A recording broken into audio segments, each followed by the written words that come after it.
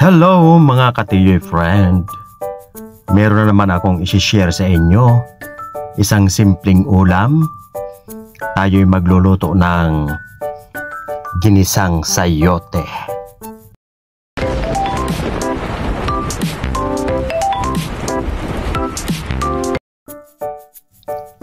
Atin ang sisimulan mga katiyoy friend ang ating paggigisa. Maglagay lang tayo ng mantika sa ating kawali at igigisa na natin yung ating sibuyas at bawang.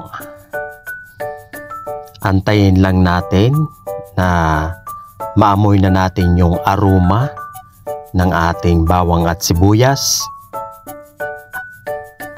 Ayan, medyo golden brown na ang ating paggigisa. Meron tayong ihahanda mga katiyoy friend. Ayan, chorizo hotdog. At meron din tayong mushroom meatballs. Isang simpleng ulam na naman ang ating lulutuin ngayon mga katiyoy friend.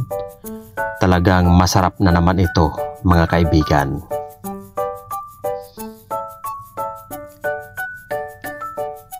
Manamis-namis dahil sa ating chorizo hotdog. Taktakan lang natin yan ng durog na paminta. At maglagay lang tayo ng 2 kutsarang soy sauce. Yan.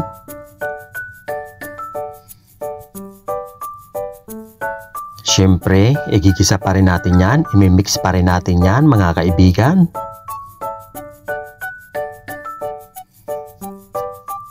Meron din tayong kalahating pork cubes.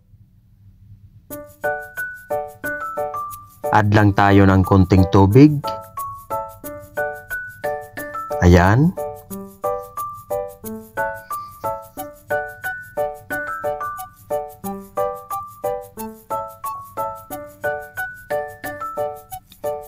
Ilagay na natin yung ating sayote at carrots.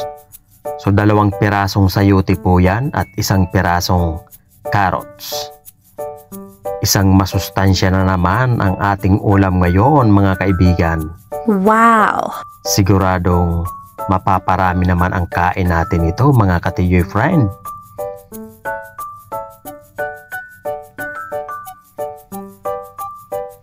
Sunod dyan mga katiyoy friend, takpan lang natin yan ng mga 5 minutes.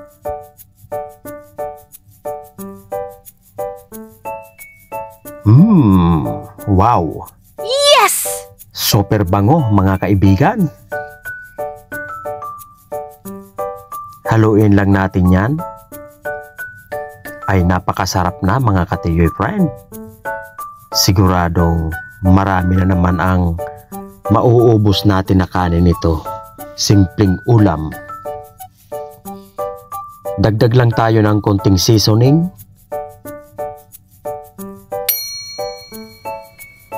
Maglagay din tayo ng 1 kutsara na oyster sauce.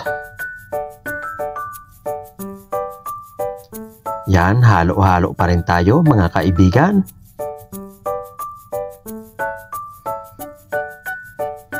Napakasarap naman ito kapag mainit na ihahanda natin sa lamesa.